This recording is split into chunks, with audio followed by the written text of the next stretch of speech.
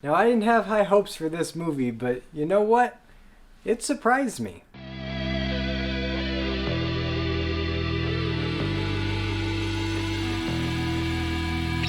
Zack Snyder's Justice League. Now, Zack Snyder's Justice League is Zack Snyder's original vision for his Justice League movie that unfortunately got botched and cut up and turned into the Joss Whedon Justice League of 2017. But now on HBO Max, you can watch Zack Snyder's original vision and all of its 4-hour glory. And if you want to see more on my thoughts of the original theatrical cut of Justice League, well, I've got a video on that I just made last week, and it's already obsolete. Didn't really think that one through. But before I dive into everything Zack Snyder brought to the table with his version, I'm just gonna say I'm not the biggest fan of Zack Snyder. I mean, I like the guy, he seems like a decent dude, and I feel sorry for him that his vision of the Justice League didn't come to the big screen in 2017. But for me, Zack Snyder was always a hit and miss director. He made some really cool movies like 300 and Watchmen, and I even enjoyed most of what he did in Man of Steel. But he's also made a few duds like Sucker Punch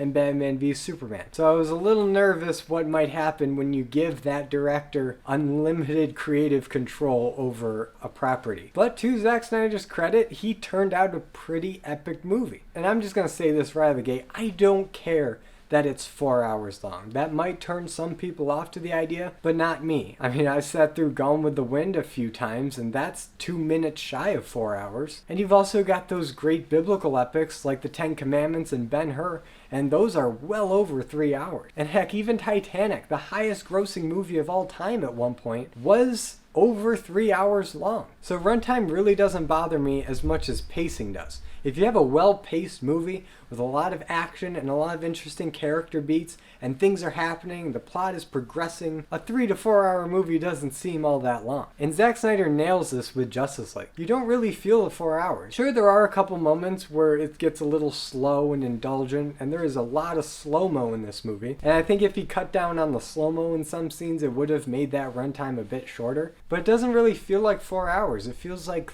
3. And like I said in my video on the theatrical version, it seemed like Zack Snyder's approach was to make this story less like a conventional superhero movie and more like an epic like Lord of the Rings. And I'm happy to report that that is exactly what this movie turned out to be, so let's dive into it. So this version opens with the ending of Batman v Superman, you know, where Superman dies, and Superman's death screams echo throughout the world, and it wakes up the mother boxes, which signals to Apocalypse that Earth is ready to be attacked again. And I think this is a good place to talk about Superman's death and resurrection part of this story, because one of the many issues that I have with Batman v Superman is that they killed off Superman in his second movie before we really got to know and like this character as a symbol of hope. And even in that movie, he doesn't get that much character development before he dies, and so his death just feels kind of empty. So while I am glad that they're wasting no time in bringing him back, I am kind of upset that they wasted not just the Death of Superman arc,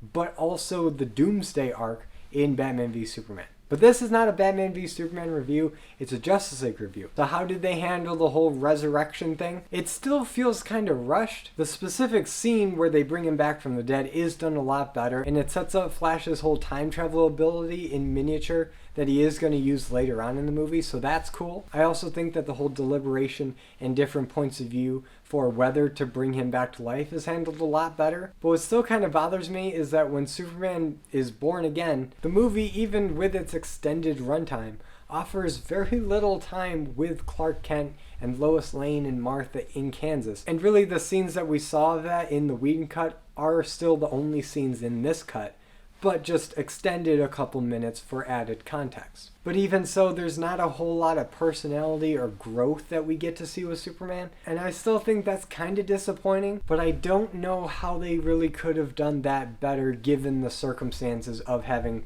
to kill him off in one movie and bring him back in the next movie with such a quick turnaround. But as the credits roll, we see the same sequence of Bruce Wayne recruiting Aquaman, and Aquaman still has no regard for Batman's secret identity. That's still out there. Everybody in that village still knows that Bruce Wayne is Batman. And I started thinking maybe Bruce Wayne, the persona, the secret identity, doesn't exist at this time because he's such an older Batman and he's much more of a recluse, that maybe he's just Batman full-time, that he's completely given up on this whole masquerade. But I would think if that were the case, then the identity of Batman would just become public knowledge. But Flash and Cyborg, they all really don't know who he is. So I guess he's still keeping up the whole Batman Bruce Wayne secret. So again, what the heck, Aquaman? Why are you out in Batman in the middle of this village? It's not like they don't speak English, because they all speak and understand English in the previous scene. So what the heck? But one pretty significant change happens when Aquaman is descending into the ocean, and there's this Icelandic song that plays, and I don't know what they're saying. I don't speak Icelandic. But it does plant the seed that this movie definitely grows as it progresses, that all these members of the Justice League are the new gods. Not Jack Kirby's new gods that are also in this movie, but like the new Greek gods. And that'll make more sense when I get to the flashback sequence, but just for now, that Icelandic song definitely comes across as these people worshiping Aquaman like a god, like Poseidon. So I thought that was a pretty cool little touch. But then we get Wonder Woman's big entrance, which is more or less the same as in the Whedon cut. There are a few changes, some small, some pretty significant, and it pretty much all serves just to make Wonder Woman look as epic and powerful as she's ever been. Except now she's got this ancient chant walking around with her wherever she goes. And now the first time I watched this movie, yes, I watched the Snyder Cut twice. The first time all the way through. The second time I broke it up over the course of 2 days to see if it worked more as an episodic series. It works way better as just one epic movie. But the first time I saw it, Wonder Woman's chanting, wailing lady really started to annoy me after a while. But strangely enough, the second time I watched it, it didn't really bother me as much, because I started to realize that the chant sounds an awful lot like Wonder Woman's theme, but just done in a vocalized, more ancient way.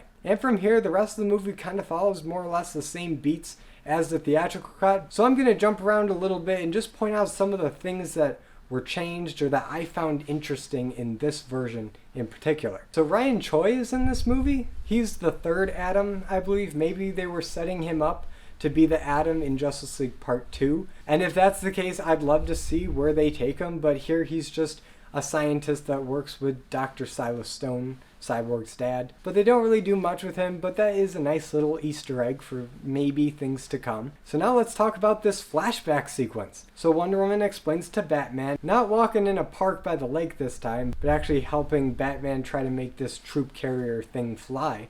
And she talks about the Age of Heroes, this great alliance between men and Amazons and Atlanteans and Guardians from Space, Green Lanterns, and the Greek Olympian gods that we were introduced to in Wonder Woman. They all helped defeat Darkseid from getting the anti-life equation and destroying the multiverse. And this time, this sequence is given the attention and time and weight that it deserves. This feels just as epic as the war from the backstory of Lord of the Rings. And this also helps to cement the idea that I already kind of brought up, where the Justice League are the new gods. After this war, all the members of this alliance kind of fell apart. They went their separate ways. But as for a Justice League allegory, this really does work. You have an Amazon, an Atlantean, you have some men, you have some people from space, and they do form an alliance to help repel Darkseid and the new gods. And I think this whole idea is fascinating because this elevates the Justice League beyond just kids superhero stuff. Superheroes are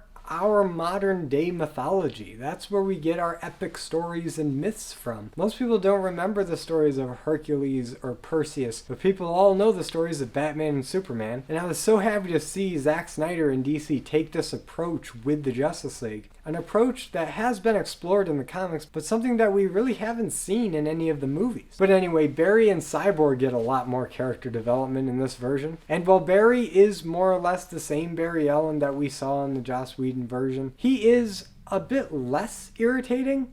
He's still not nearly as good as Grant Gustin in the Flash TV show, and he still has that kind of awkward, goofy looking Ezra Miller face. But this movie significantly changes Cyborg's part in this story. Cyborg is the emotional center, heart and soul of the Justice League, which is ironic coming from someone who's literally half machine. Man, this movie is just dripping in irony, isn't it? You have the self-proclaimed new gods going up against the actual new gods to see who are the new gods, and you have the Tin Man being the heart and soul of your movie. I see what you're doing, Snyder. and I approve. But yeah, Cyborg gets a lot more to do in this movie. You see the entire backstory of both Cyborg and the Mother Box, and how the two kind of became one and helped save his life. And it's such a crime that this was all taken out, because Cyborg has probably the coolest powers of anybody in the league. He can hack into any piece of machinery or hardware on the planet. And you see him do it a couple different times in very visually interesting ways, where you see the digital world open up to him. You see him with nuclear missile codes. You see him changing the amount of money in bank accounts. And he doesn't just do this willy-nilly. He sees the plight of this one young woman and wants to do something to help her. And he does. And this whole sequence doesn't just establish Cyborg's powers, but it also establishes that he really is a good guy and he wants to help people. A prerequisite for anybody that wants to join the Justice League. But as we get more backstory and more character from Cyborg, we also get a lot more character from Silas Stone, who dies in this version. And at first I thought that the scene where he dies was just kind of dumb, and that he didn't die for any purpose because Steppenwolf just got the box anyway. But then we find out that he died marking that box, making it the hottest thing on Earth so that they could track it and find out where Steppenwolf is hiding. And that makes a whole lot of difference and actually makes Silas Stone one of the smartest characters in this movie. And while Aquaman is more or less unchanged in this version, Atlantis is. You see a lot more of Atlantis in this version, and rightfully so. It doesn't exactly look or work like the Atlantis in the Aquaman movie. For starters, Mera has a British accent, which is a little weird because I don't remember her having an accent in Aquaman, but let me know if I'm wrong on that. But Atlantis looks a lot more desolate and quiet. There isn't a whole lot of people talking underwater. But we get to see Vulko in this version, played by Willem Dafoe, and he gives out some very needed exposition for why Aquaman feels so out of touch with the other Atlanteans, and also why he's so out of touch with the surface world. But Vulko explains that this is his mother's trident, and that he has the responsibility to do what she would have done and fight Steppenwolf. And this all helps make Atlantis and Aquaman feel a bit more relevant to the story, even though the Atlanteans' mother box defense is still just as terrible as it always was.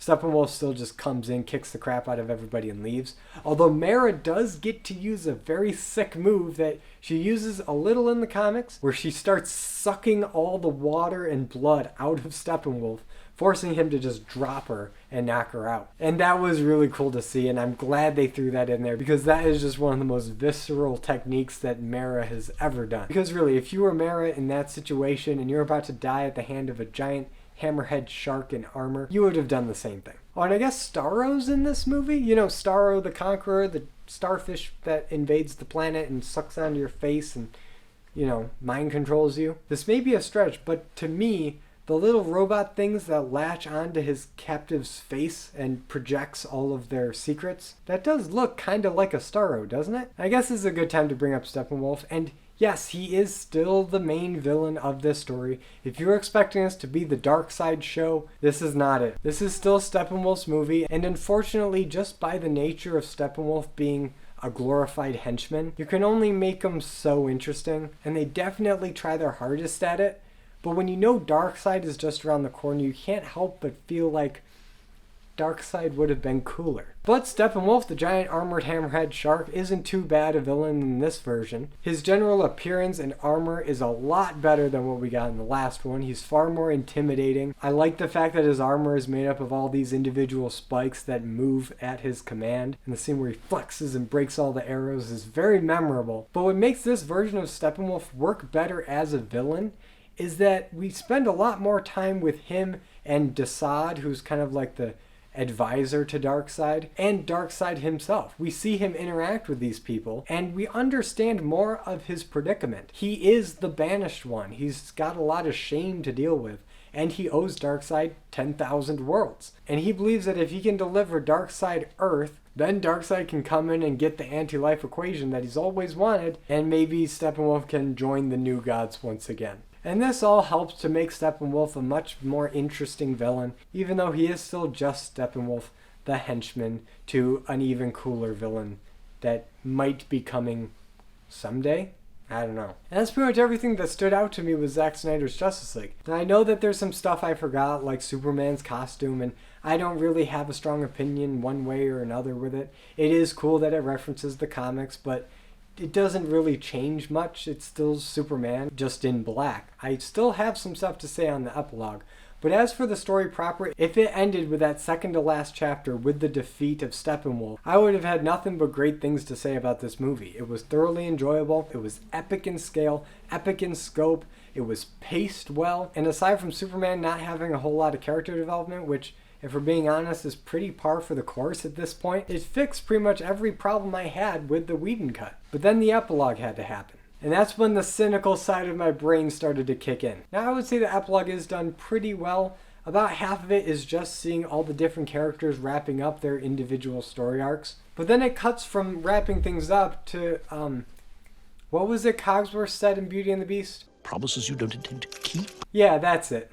And one of those is the scene with Lex Luthor on his yacht talking to Deathstroke. And it sets up this job where Lex Luthor hired Deathstroke to kill Batman in a movie that we probably will never see, which I think was the original plan for Ben Affleck's solo Batman movie that pretty much everybody on board with bailed on. But we also see Martian Manhunter, who we did see in the movie proper. I've been saving it for here because when we saw him earlier, it didn't really add anything and it was just fan service, and all it really told us is that the General from Man of Steel has secretly been the Martian Manhunter this whole time. A scene that was originally planned to be in Man of Steel, but then they cut it for time. So I guess Zack Snyder wanted to bring that idea to the table to just show the world everything that he had up his sleeves. But it's here at the end where we see him meet Batman, who's looking very weird. I don't know exactly what kind of effect that they've got on him, but he looks like he was deep faked. It's kind of weird. And seeing Martian Manhunter reveal himself and basically join the League is really cool, and it completes the classic 7 of the Justice League. But again, Cogsworth,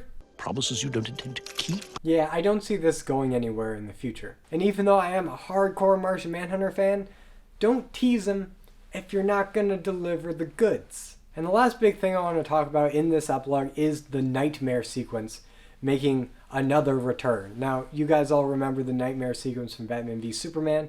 This is that same doomed alternate reality where Superman turns bad, Earth has become Apocalypse, and we see Batman and Cyborg and Flash and Mara and Deathstroke with a mohawk, and the Joker with Jared Leto reprising his role. And it's such a short scene that it is hard to tell if Jared Leto's better here than he was in Suicide Squad, but he's still Jared Leto Joker. He's close enough to the Suicide Squad Joker to where it's not a big enough difference. So everybody that was super excited to see a completely different take on Jared Leto's Joker, it's not here. It's still basically Suicide Squad Joker, just a little more depressed. But he has a pretty interesting dialogue with Batman about how Batman lets so many people die and that he's not going to kill the Joker, even though he says that he will. And while the dialogue and banter is good, again, promises you don't intend to keep?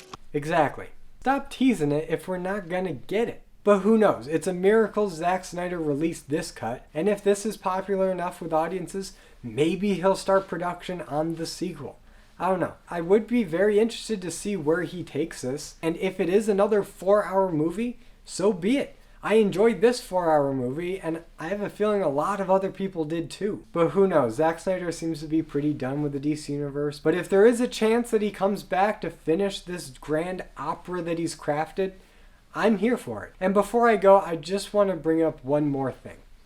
There are a lot of people that are just going to praise this movie because it's so much better than the other version. And while I have made a fair amount of comparisons to the other version, I want you guys to be cautious of hyping up this movie more than it deserves. I want to caution you guys about the rule of contrast. Now, the rule of contrast works like this. You see Doctor Doom from the first Fantastic Four movie? That's not a good Doctor Doom.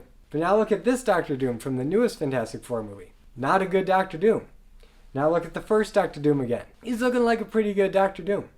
That's the rule of contrast. And it's something that I want everybody to be wary of, including myself, when looking at this Justice League. Is this good on its own merits, or is it only good because the original version was such a disappointment? And from where I'm standing, Zack Snyder's Justice League is a good Justice League movie. I hesitate to call it a great Justice League movie because it is a bit overindulgent in some areas, especially with the epilogue. But also, whereas this is very much its own movie, it's still more or less beholden to what they set up in Batman v Superman. And like I said before, there were some creative decisions that really derailed the direction of this DC universe. And unfortunately, Justice League had to pick up the pieces. But given all that, Justice League still holds up. It's a lot of fun. It's epic. It's big. It's got thought-provoking ideas and imagery. And I am very happy that we finally got to see this version 4 years later. But now I turn over to you guys. What do you think about Zack Snyder's Justice League? Whatever you think, comment below. It helps out the channel. And if you like this video, be sure to give it a like